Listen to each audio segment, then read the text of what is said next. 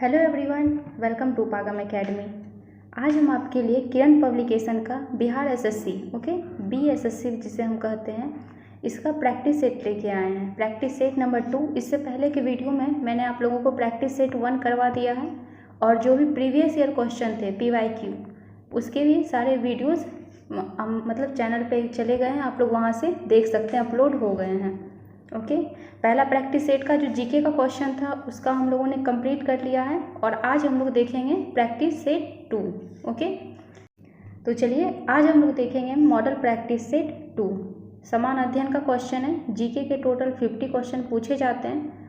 आज उन्हीं को हम लोग रिवाइज करेंगे। ठीक है, तो आप लोगों से रिक्वेस्ट है कि वीडियो के लास्ट तक बने रहिए। सारे क्वेश्चन को यहाँ पे डिटेल में देखा जाएगा, जो भी है उसका बताया जाएगा। तो स्टार्ट करते हैं। पहला क्वेश्चन क्या है, निम्नलिखित में से कौन संविधान सभा की व्यापार समिति के व्यवस्थापन के पहले अध्यक्ष थे।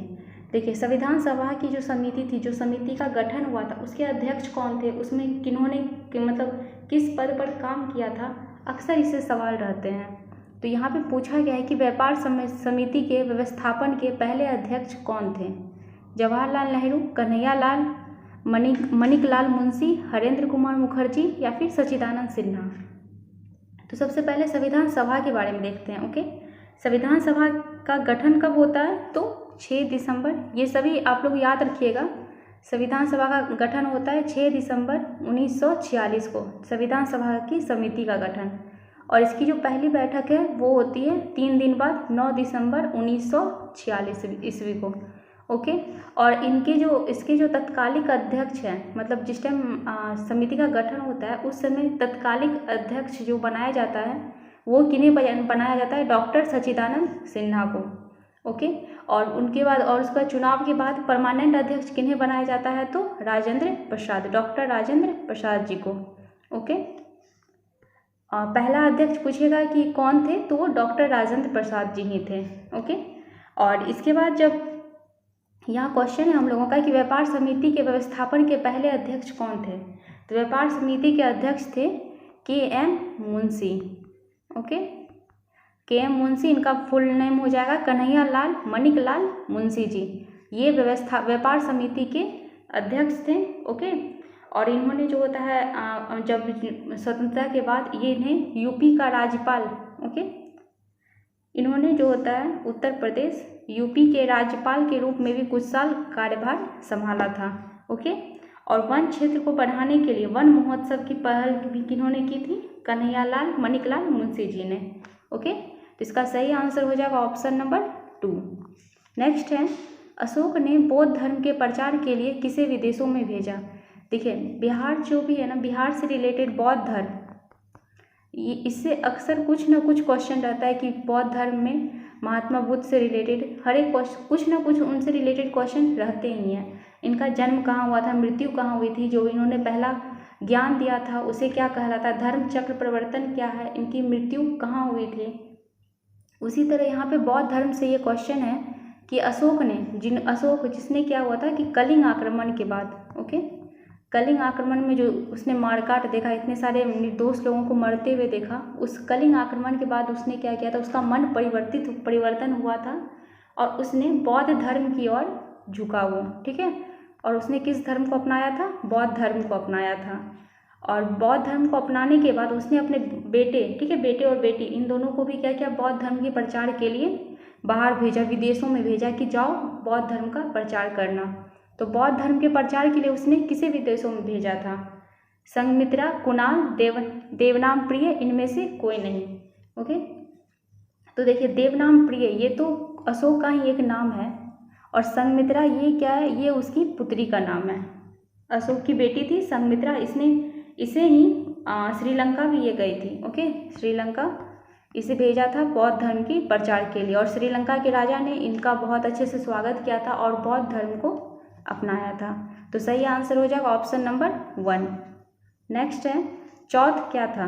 देखिए, चौथ जो होता है कि ये क्या था, टैक्स था, कर।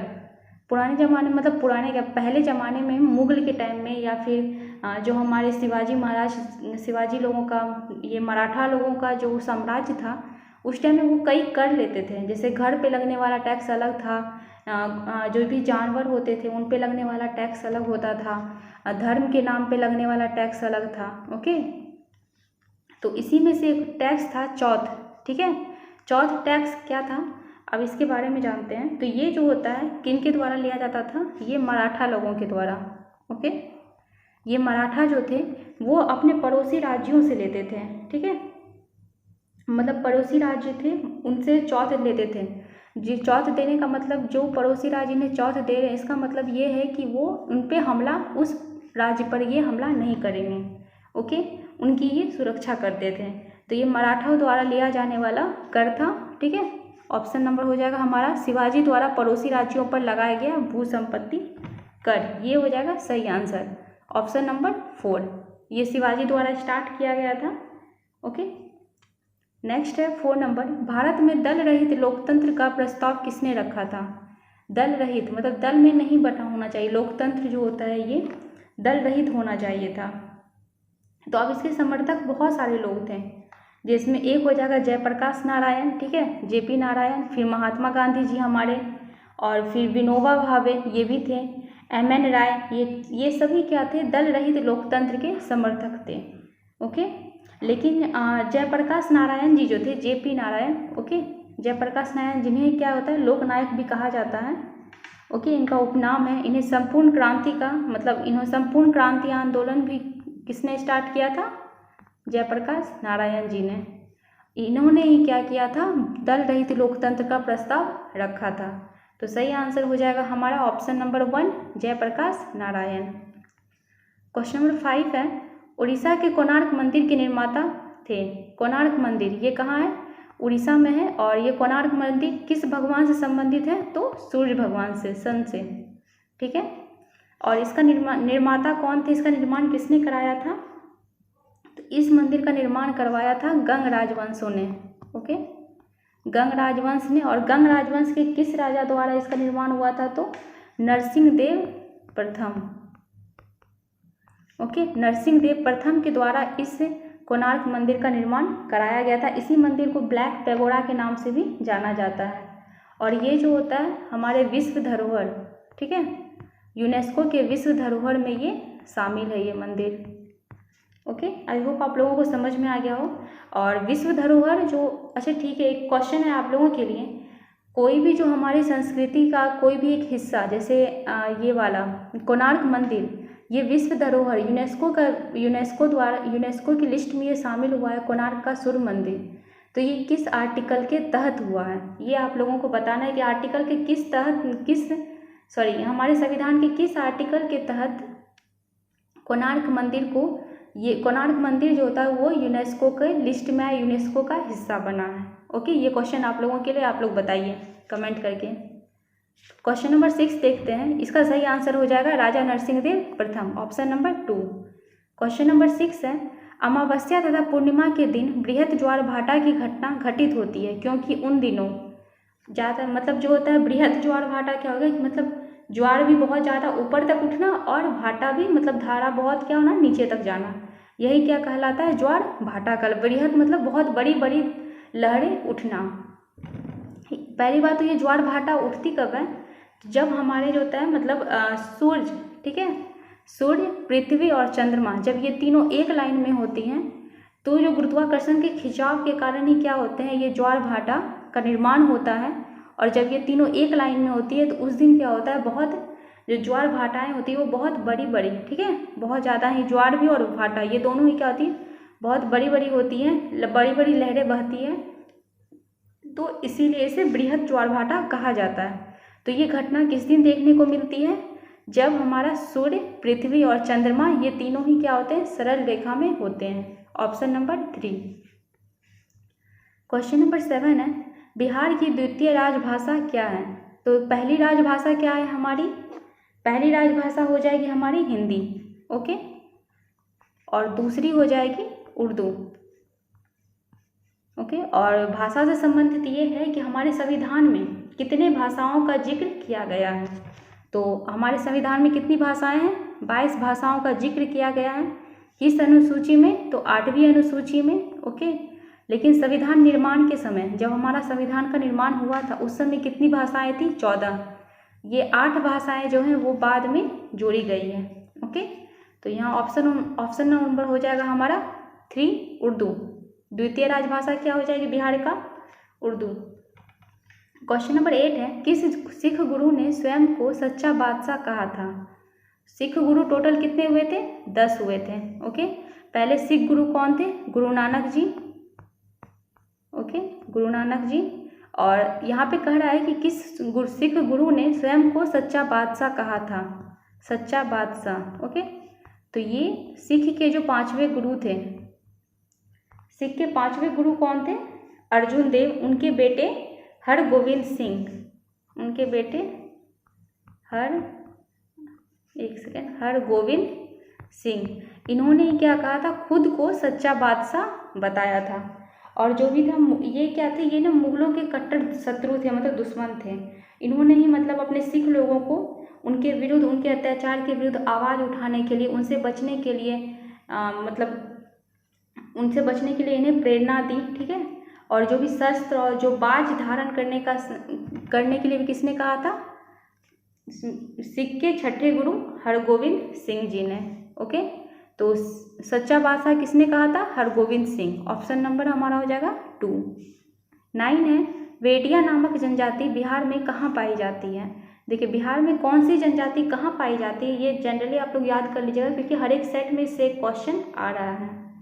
तो बेडिया नामक जनजाति ये कहाँ होती है? तो ये मुंगेर, नालंदा, छपरा और वैशाली, ये मुंगेर में पाई जाती है बोडिया नामक जनजाति। क्वेश्चन नंबर 10 है, राज्य विधानसभा के सदस्यों की अधिकतम निर्धारित संख्या क्या है? जो विधानसभा और विधान परिषद होते हैं, ओके, तो इसमें मैक्सिमम कितने सदस्य हो सकते हैं और मिनिमम कितने होने चाहिए? तो देखिए, विधानसभा में 500 से ज़्यादा सदस्य नहीं हो सकते हैं और 60 से कम। लेकिन फिर भी कुछ ऐसे राज्य हैं जहाँ पे विधानसभा में 60 से कम सीटें हैं। ठीक है, वो अपवाद में आ जाते हैं, तो उनको भी आप लोग ध्यान रखिएगा। जैसे हो जाएगा, इससे बाद में बताएंगे। गोवा में विधानसभा की 40 ही सीटें हैं। ठीक है, और फिर हमारा एक छोटा सा एक और राज्य है सिक्किम में भी कितनी सीटें हैं विधानसभा की? 32। और एक और राज्य है हमारा मिजोरम में भी कितने सीटें हैं? गोवा और मिजोरम में 40 सीटें हैं और बाकी सिक्किम में 32। और इन तीनों के अलावा जितने भी राज्य हैं सब जगह 60 से ज़्यादा विधानसभा की सीटें हैं और 500 से कम। ये तो हो गई सबसे कम किस किस राज्य में। और पूछा जाए कि सबसे ज़्यादा किस राज्य में विधानसभा की सीटें हैं, तो उत्तर प्रदेश। कितनी है? 403। ओके, और जो विधान परिषद है, विधान परिषद में अगर पूछा जाए कि इसमें कितने मैक्सिमम हो सकते हैं, ठीक है, तो विधान परिषद में जो सीटों की संख्या है वो विधानसभा का 1/3 होता है। ठीक है, विधानसभा के 1/3 से ज़्यादा नहीं हो सकता है। जैसे हमारे बिहार की बात करें तो बिहार में विधानसभा में, ओके, विधानसभा में कितनी सीटें हैं? 243। ओके, और विधान परिषद में कितनी सीटें हैं? 75। तो देखिए 243 का अगर हम 1/3 करते हैं तो कितना होता है? 81 से ज़्यादा सीटें नहीं हो सकती है विधान परिषद में। तो यहाँ पे बिहार में कितनी है? 75। ओके, आई होप आप लोगों को समझ में आ रहा होगा। तो इसका यहाँ पे सही आंसर हो जाएगा अधिकतम कितनी है? तो 500, ऑप्शन नंबर 3। क्वेश्चन नंबर 11 है, भारत में अत्यंत दीर्घ दिन कब होता है? दीर्घ दिन मतलब सबसे लंबी दिन, ठीक है, वो कब होती है? तो देखिए कुछ 2 डेट वो याद रखिए, 21 जून और 22 दिसंबर। ठीक है, 21 जून को क्या होती है? सबसे लंबी दिन होती है और 22 दिसंबर को सबसे लंबी रात। ठीक है, तो गर्मी के टाइम में दिन का मतलब लगता है बहुत लंबा है, तो 21 ये जून का टाइम है, तो यहाँ पे दिन हमारा क्या होगा? बहुत लंबा। और 22 दिसंबर ठंडी है, तो इससे याद रखिए कि ठंडी में क्या होता है कि दिन का समय हम लोगों को बहुत छोटा लगता है कि बहुत जल्दी दिन बीत गया। तो यहाँ पे क्या होगा? दिसंबर के टाइम में क्या होगा? रातें लंबी होगी। 22 दिसंबर को सबसे लंबी रात, 21 जून को सबसे लंबा दिन। ओके, सही आंसर हो जाएगा हम लोगों का 21 जून, ऑप्शन नंबर 3। 12 नंबर है, 1651 में मुगलों द्वारा बंगाल में किस स्थान पर ईस्ट इंडिया कंपनी को व्यापार करने और फैक्ट्री बनाने की अनुमति दी गई थी? 1651 में जब मुगलों ने मतलब ईस्ट इंडिया कंपनी ने मुगलों से अनुमति मांगी थी कि आप हमें फैक्ट्री बनाने की अनुमति दीजिए, तो उन्होंने कहाँ बनाया था फैक्ट्री? तो उन्होंने सबसे पहले तो कहाँ, हुगली में, ठीक है, हुगली में अपनी फैक्ट्री खोली। फिर उन्होंने कासिम बाजार, पटना, इन सब जगहों पे भी अपनी फैक्ट्री खोली थी। तो यहाँ पे ऑप्शन के अकॉर्डिंग हम जाएंगे तो ऑप्शन नंबर 2 हमारा हो जाएगा कासिम बाजार। ये कहाँ पड़ता है? तो ये वेस्ट बंगाल, ठीक है, वेस्ट बंगाल में आता है ये कासिम बाजार। नेक्स्ट है कासिम बाजार के मुर्शिदाबाद शहर में ये पड़ता है इलाका। 13 नंबर है दीव एक क्या है? दीव एक द्वीप है और ये क्या है? दमन से हट करके है, गोवा से हटके, गुजरात से हटके या फिर महाराष्ट्र से हटकर है, ठीक है। तो ये दीव जो है, पहली बार देखते हैं ये दीव है कहाँ। दीव जो है ये काठियावाड़, ओके, काठियावाड़, ये काठियावाड़ प्रायद्वीप के मतलब एक उसकी दक्षिणी सिरे पर, सबसे निचले सिरे पर एक छोटा सा द्वीप है, ठीक है। और यह जो होता है कहाँ पर है? खंबात की खाड़ी में है। और इसकी ये बात करें तो ये कहाँ है? गुजरात से हट करके है, ठीक है, गुजरात से थोड़ा सा ये हट करके, खंबात की खाड़ी उसी तरफ आती है, तो ये गुजरात से थोड़ा सा हट करके है दीव। तो यहाँ पे हो जाएगा हमारा ऑप्शन नंबर 3। नेक्स्ट है निम्नलिखित में से वह सागर कौन सा है जो भूबद्ध है, ठीक है। देखिए एक होता है लैंडलॉक कंट्री होती है, ठीक है, मतलब जो ऐसा जमीन जो चारों तरफ से क्या हो, ऐसा जगह, ऐसा देश जो चारों तरफ से मतलब भूमि सीमा बनाता हो, किसी भी तरफ से जल सीमा नहीं बनाता है किसी अदर कंट्री से, तो उसे कहते हैं लैंडलॉक कंट्री, ठीक है। तो यहाँ पे लेकिन पूछ रहा है कि भूबद्ध सागर मतलब वैसा सागर, ठीक है, जो चारों तरफ से क्या है, जमीन से घिरा हुआ है और बीच में क्या है, पानी है, सागर है। तो देखिए कौन सा हो जाएगा? ऑप्शन देखते हैं क्या क्या है। लाल सागर, तिमोर सागर, उत्तरी सागर और अरल सागर। इसको थोड़ा मैप से समझते हैं इस तरह से। ये देखिए अरल सागर, ठीक है, ये अरल सी जो है, ये देखिए यहाँ पे इस तरफ हो जाएगा कजाकिस्तान, ओके, और ये उज्बेकिस्तान, इस दोनों की ये बॉर्डर पे आता है और ये चारों तरफ से ज़मीन से ही घिरा हुआ है। देखिए कोई समुद्री एरिया इसको टच नहीं कर रहा है, ओके। तो इसे हम क्या कहते हैं? ये क्या हो जाएगा? भूबद्ध सागर। इसका एक और एग्जाम्पल है कैस्पियन सागर। ये वाला क्या है हमारा? कैस्पियन सागर जी। ये देखिए कैस्पियन सागर, एक और इमेज है उसमें क्लियर आएगा। यहाँ देखिए ये क्या हो जाएगा हमारा? कैस्पियन सागर यहाँ पे है, ठीक है। ये भी क्या है? चारों तरफ से ये जमीन से घिरा हुआ है, तो ये भी, इसे भी क्या कहेंगे हम लोग? भूबद्ध सागर, ओके, जो चारों तरफ से जमीन से घिरा हुआ है। तो ऑप्शन अब हम देख लेते हैं, ऑप्शन में हमारे क्या क्या है? लाल सागर, तिमोर सागर, उत्तरी सागर या फिर अरल सागर। तो अभी हमने आप लोगों को दिखाया भी था अरल सागर, जो कि क्या है? सब तरफ से जमीन से घिरा हुआ है। तो इसका सही आंसर हो जाएगा ऑप्शन नंबर 4। क्वेश्चन नंबर 15 है शिव समुद्रम जलप्रपात किस नदी के मार्ग में पाया जाता है? ये शिव समुद्रम जलप्रपात है कहाँ पे? तो ये है हमारे कर्नाटक में, ओके। और कर्नाटक में कौन सी नदी बहती है? तो कर्नाटक में बहती है कावेरी नदी, ठीक है। तो ये शिव समुद्रम जलप्रपात भी कहाँ है? कर्नाटक में कावेरी नदी पर बना हुआ है, ठीक है। और ये जो क्या है, तो यहाँ पे जल विद्युत उत्पादन का केंद्र है, मतलब जल विद्युत उत्पादन यहाँ पे होता है। सही आंसर हो जाएगा कावेरी, ऑप्शन नंबर 3। नेक्स्ट है 16 इनकलाब जिंदाबाद का नारा किसने दिया था? बहुत ही मतलब प्रसिद्ध नारा है ये, इनकलाब जिंदाबाद। इसका मतलब क्या होता है? इसका मतलब होता है क्रांति की जय हो। जिस चीज़ के लिए वो कर रहे हैं उसकी क्रांति की जय हो, ओके। और ये नारा किसने दिया था? हम लोग ये सभी जानते हैं। इस नारा को मतलब जो होता है लोगों के सामने, इसको सबसे पहले किसने लाया था? तो भगत सिंह ने। जब उन्होंने असेंबली में चल रहे, मतलब असेंबली जो हो रही थी उसमें उन्होंने क्या किया था? बम फेंका था और भगत सिंह ने इनकलाब जिंदाबाद का नारा भी लगाया था, ओके। तो इसका सही आंसर हो जाएगा ऑप्शन नंबर 3। 17 है भारत का अमर राष्ट्रगीत वंदे मातरम को किसने लिखा है? राष्ट्रगीत हमारा वंदे मातरम, ठीक है, इसे किसने लिखा है? तो बंकिम चंद्र चटर्जी द्वारा एक पुस्तक लिखी गई थी आनंद मठ, ठीक है। इन्होंने एक उपन्यास लिखा था आनंद मठ, उसी का ये हिस्सा है वंदे मातरम, ओके। और अगर पूछा जाए राष्ट्रगान किन्होंने लिखा है, तो राष्ट्रगान लिखा है रविंद्रनाथ टैगोर ने। और ऑप्शन के अकॉर्डिंग वंदे मातरम के बारे में पूछा जा रहा है, तो सही आंसर होगा ऑप्शन नंबर 3। क्वेश्चन नंबर 18 है, प्राचीनतम अंतर्राष्ट्रीय एयरलाइन है।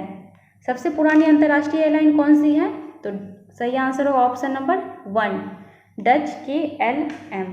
ओके, इसकी स्थापना कहाँ हुई थी, तो नीदरलैंड। क्वेश्चन नंबर 19 है, श्रेष्ठ कलाकृति हंस दमयंती को किसने चित्रित किया है। ये कलाकृति है हंस दमयंती, इसको किसने कहा है, ये है क्या, ये एक मतलब एक चित्रित, ये मतलब चित्रकला है, पेंटिंग है।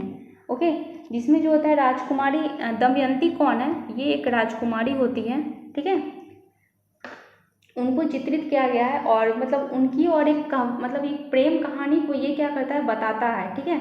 जो उन्होंने मतलब शाही हंस के साथ अपने पति के बारे में वो बातें करती है, उसी चीज़ को यहाँ पे इस चित्र में दर्शाया गया है, हंस दमयंती। मतलब दमयंती और हंस के बीच में जो बात हो रही है, वो अपने पति के बारे में बातें कर रही है, उसे यहाँ पे बताया गया है।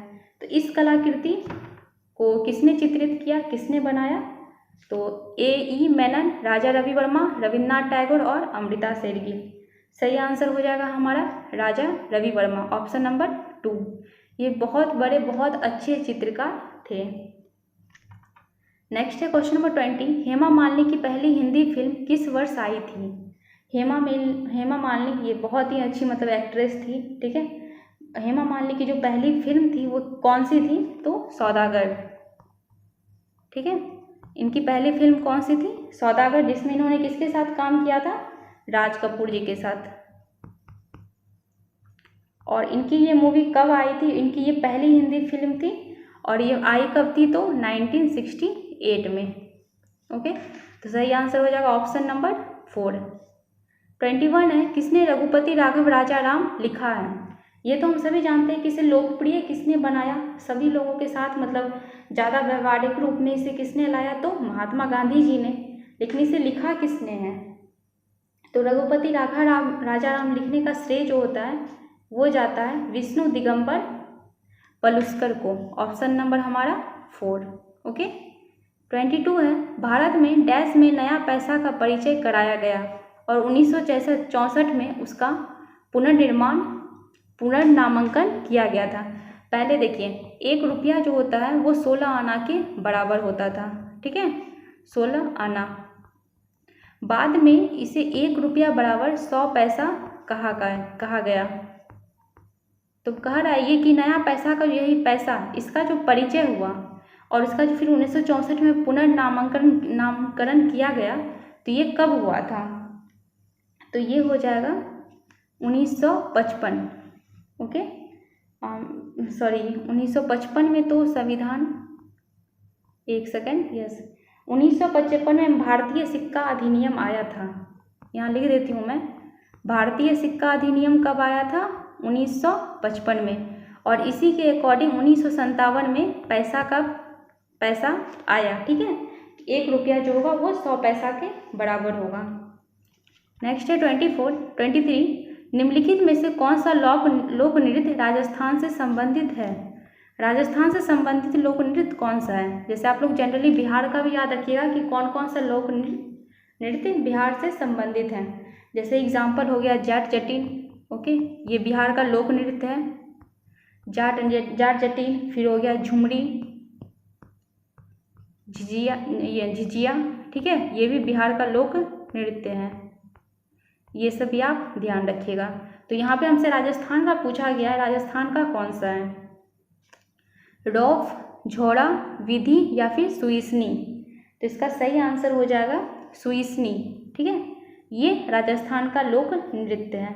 और विधि की बात करें तो विधि जो होता है ये आंध्र प्रदेश की है, झोड़ा ये उत्तराखंड का लोक नृत्य है, और रौफ जो होता है ये जम्मू कश्मीर का। ओके, 24 है, भारत का राष्ट्रीय वृक्ष कौन सा है। राष्ट्रीय वृक्ष का बात कर रहा है तो वो कौन सा है, बरगद का पेड़, या फिर इसे हम लोग वट का पेड़ भी कहते हैं। ओके, फिर पूछा जाए राष्ट्रीय पशु कौन सा है, बाघ, राष्ट्रीय पक्षी मोर, राष्ट्रीय फल क्या है हमारा? आम। राष्ट्रीय चिन्ह अगर कहा जाए तो वो क्या हो जाएगा? अशोक, मतलब अशोक का जो सारनाथ स्तंभ था जिसमें 4 सिंह बने हुए हैं, ठीक है, तो वो क्या है हमारा? राष्ट्रीय चिन्ह है। तो ऑप्शन के अकॉर्डिंग यहाँ सही आंसर हो जाएगा ऑप्शन नंबर 3 वट। निम्नलिखित में से किसने ईस्वी 1506 में नई आगरा बसाकर उसे अपनी राजधानी बनाया? आगरा शहर किसने बसाया था? ओके, तो इसे किसने बसाया? बहलोल लोदी, सिकंदर लोदी, अकबर या फिर इब्राहिम लोदी? देखते हैं सही आंसर क्या है। तो इसका जो आगरा शहर बसाने का श्रेय जो होता है वो जाता है लोदी वंश के सिकंदर लोदी को। ओके, सिकंदर लोदी ने 1506 में कब किया था? 1506 में आगरा की स्थापना की और उसे अपनी राजधानी बनाया। ओके, और एक और चीज़ ध्यान रखिएगा कि जैसे पाटलिपुत्र का स्थापना उसका बनाता कौन है? पाटलिपुत्र नामक शहर किसने बसाया था? तो उदयन ने, ठीक है, उदयन ने, और इसी ने पाटलिपुत्र को अपनी राजधानी भी बनाया था। सबसे पहले पाटलिपुत्र शहर को राजधानी किसने बनाया? या फिर क्वेश्चन आए कि पाटलिपुत्र शहर बसाया किसने? उदयन ने। नेक्स्ट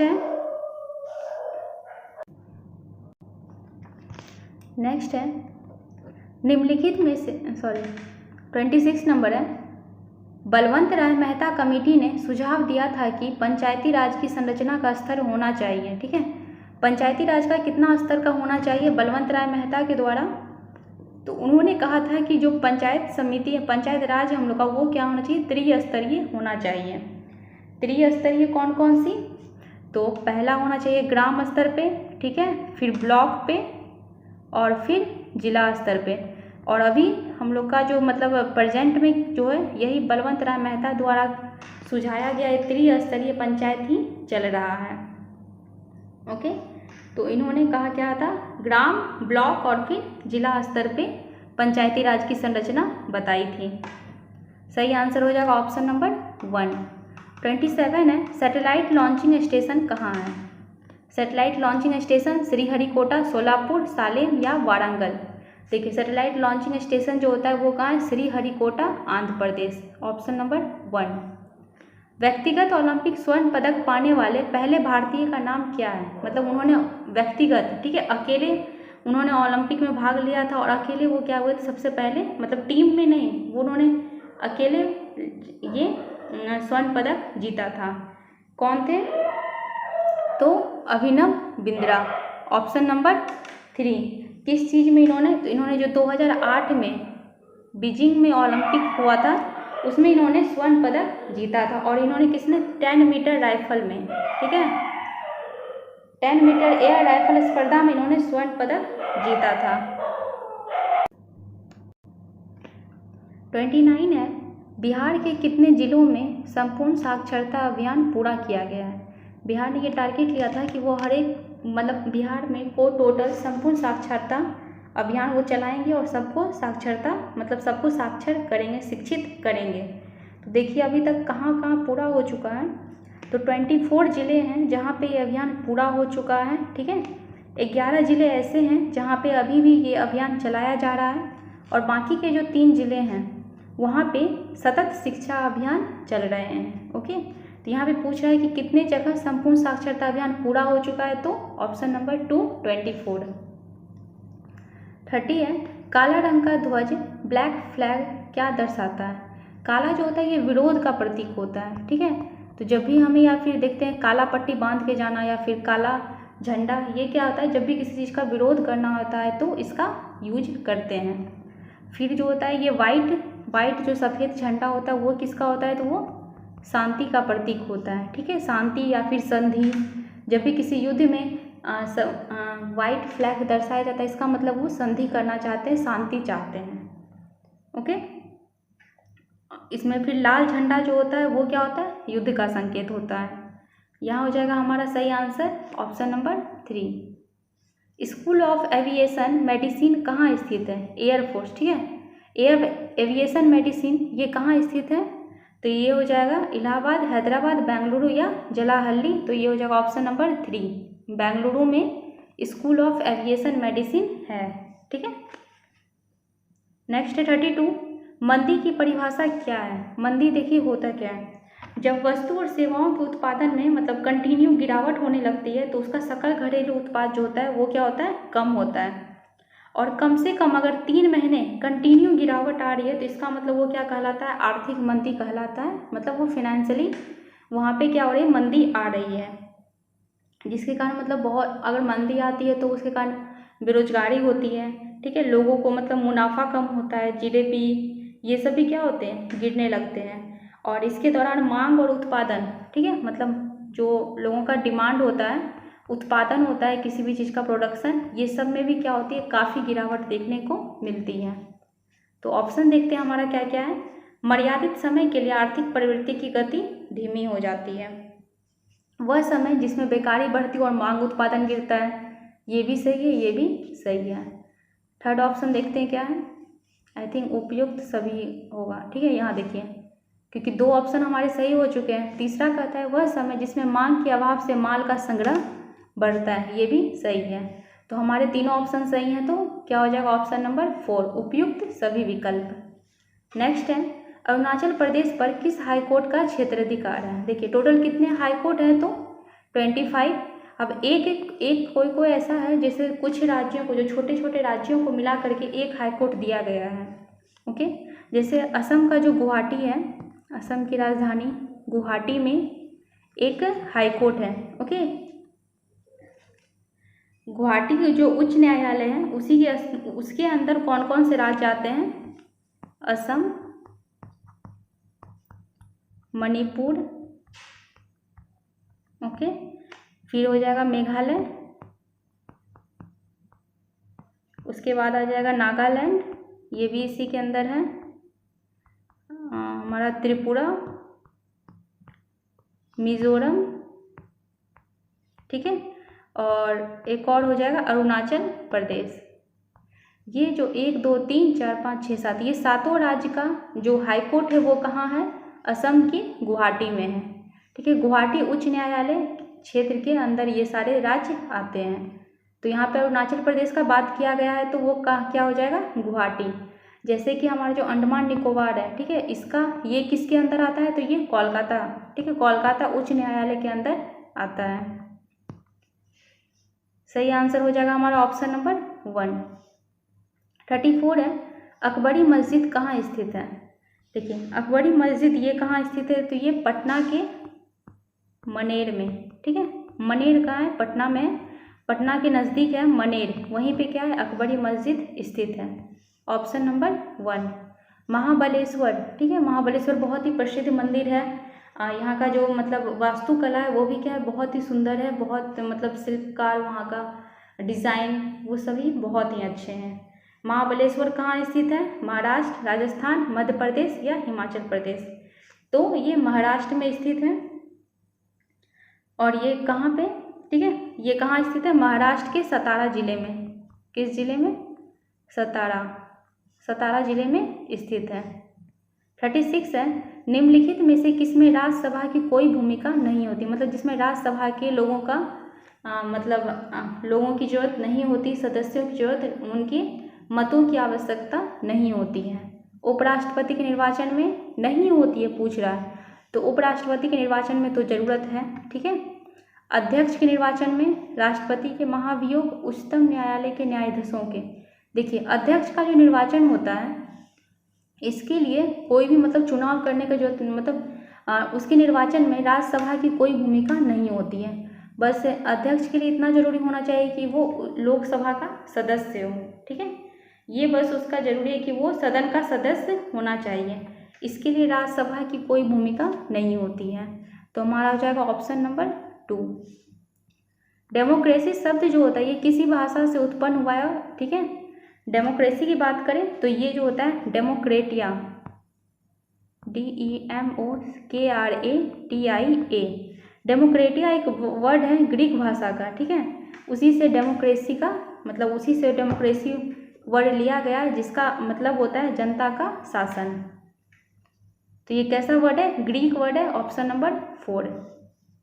38 है मार्टर कासिम सुलेमानी के नाम पर रखी गई मिसाइल के बारे में गलत कथन सुने। ये पहली बात है कहाँ की मिसाइल? तो ये ईरान की मिसाइल है। ओके, यह सतह से सतह पर मार करने वाली मिसाइल है, सही बात है। मिसाइल ईरान और रूस द्वारा संयुक्त रूप से तैयार की गई है, नहीं। ये पूर्ण रूपेण किसकी मिसाइल है, तो ये ईरान द्वारा तैयार की गई मिसाइल है। इसकी रेंज 1400 किलोमीटर है, ये भी सही है, और ये ईरान की मिसाइल है, ये भी सही है। तो इसमें से गलत कौन सा है, ऑप्शन नंबर 2। 39 है, बिहार राज्य का गोपालगंज जिला किस लिए प्रसिद्ध है। गोपालगंज वाला जो एरिया है, मतलब उत्तर पश्चिमी बिहार जो भी है, ठीक है, जैसे सारण, सिवान, पूर्वी चंपारण, मुजफ्फरपुर, वैशाली, ये सभी जिला जो होता है सोडा उत्पादन के लिए प्रसिद्ध है। Option number 1। 40 है, डिफेंस फोर्सेस की सर्वोच्च कमांड का अधिकार किसके पास होता है। अगर यहाँ बात की जाए हमारे कि सेना का सर्वोच्च कौन होता है, तो हमारे राष्ट्रपति जी, भारत के राष्ट्रपति जो होते हैं वो सेना के सर्वोच्च होते हैं। यहाँ पे भी डिफेंस का सर्वोच्च पूछा गया है, तो वो कौन है, भारत के राष्ट्रपति। Option number 4। 41 है, राष्ट्रगीत का प्रथम गान कब हुआ था। राष्ट्रगीत कर रहा है, राष्ट्रगीत हमारे कौन है, तो वंदे मातरम किनके द्वारा लिखा गया है, बंकिम चंद्र चटर्जी के द्वारा। और इसे कब गाया गया था, कांग्रेस के किस सम्मेलन में, ठीक है। तो इसे जो होता है कांग्रेस के जो होता है 1911 में अधिवेशन हुआ था, कहाँ पे, कोलकाता में। ओके, जिसके अध्यक्ष कौन थे, पंडित PV नारायण, इनकी अध्यक्षता में राष्ट्रगीत वंदे मातरम को गाया गया था। ओके, नेक्स्ट है, प्रत्यक्ष लोकतंत्र सरकार का एक ऐसा तंत्र है जिसमें, प्रत्यक्ष लोकतंत्र देखिए क्या होता है, लोग सिविल सेवकों को चुनते हैं, लोग अपने प्रतिनिधियों का सीधा निर्वाचन करते हैं, लोग देश के नीति निर्माण कार्य प्रशासन में सीधे भाग लेते हैं, या सरकारी पदाधिकारी विभिन्न नियुक्तियों के विषय में लोगों से परामर्श करते हैं। प्रत्यक्ष लोकतंत्र का बात होता है कि मतलब इसका मतलब होता है कि लोग जो होता है देश का जो भी नीति निर्माण है, जो भी रूल बनने, कानून बनने हैं, उसमें लोगों का सीधा हिस्सा है। जैसे हमारे भारत में क्या होता है कि हम कुछ लोगों को चुनते हैं और वो वहाँ जा कर के हमारे देश पे शासन करके कानून बनाते हैं देश के लिए। तो ये प्रत्यक्ष लोकतंत्र का एग्जाम्पल नहीं है। प्रत्यक्ष लोकतंत्र का एग्जाम्पल होता है कि वहाँ के लोग अपने देश का कानून वह खुद बनाएं, ठीक है, उसमें उनकी सीधी भागीदारी होती है। तो यहाँ पे हो जाएगा देश के नीति निर्माण, ठीक है, कानून में, प्रशासन में उनका क्या होता है, सीधा योगदान होता है, सीधे वो भाग लेते हैं। तो ऑप्शन नंबर हो जाएगा 3। और अगर इसका एग्जाम्पल पूछे कि कहाँ पे ऐसा, किस देश में ऐसा प्रत्यक्ष लोकतंत्र देखने को मिलता है, तो हो जाएगा वियतनाम, ठीक है। वियतनाम में कैसा लोकतंत्र है, प्रत्यक्ष लोकतंत्र है। 43 है, नेशनल इंस्टीट्यूट ऑफ ओशनोग्राफी के कहाँ है।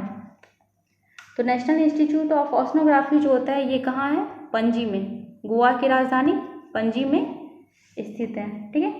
Option number 1। 44 है, देश के किस राज्य में सबसे पहले जमींदारी उन्मूलन कानून बना था। तो जमींदारी उन्मूलन कानून जो होता है ये आया कब था, 1950 में, ठीक है। हमारी जो पहली पंचवर्षीय योजना का भी ये क्या था, हिस्सा था।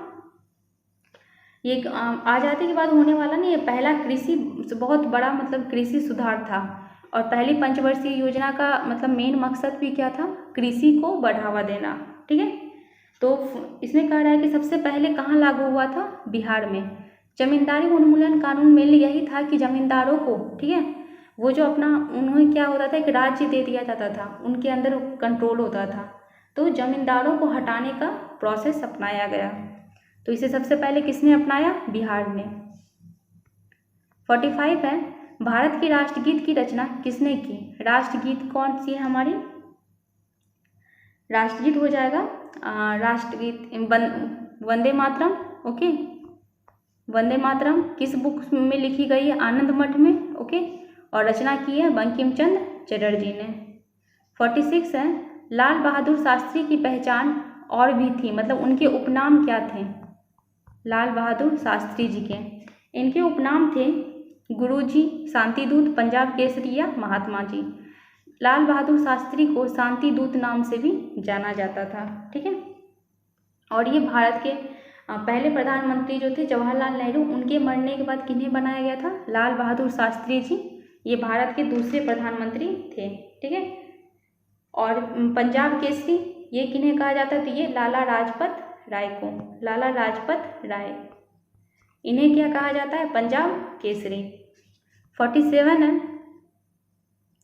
मैग्सेसे अवार्ड रमन मैग्सेसे के नाम से प्रचलित है। वह जमीन सुधार कार्यक्रम से साम्यवादी लोगों के प्रभाव को दूर करने के लिए भी मशहूर थे। वे कहाँ के प्रमुख थे? फिलीपींस के, स्पेन, स्कॉटलैंड या फिर मलेशिया? तो देखिए ये जो थे ये फिलीपींस के प्रमुख थे। ऑप्शन नंबर हो जाएगा हमारा 1, फिलीपींस के थे। ओके।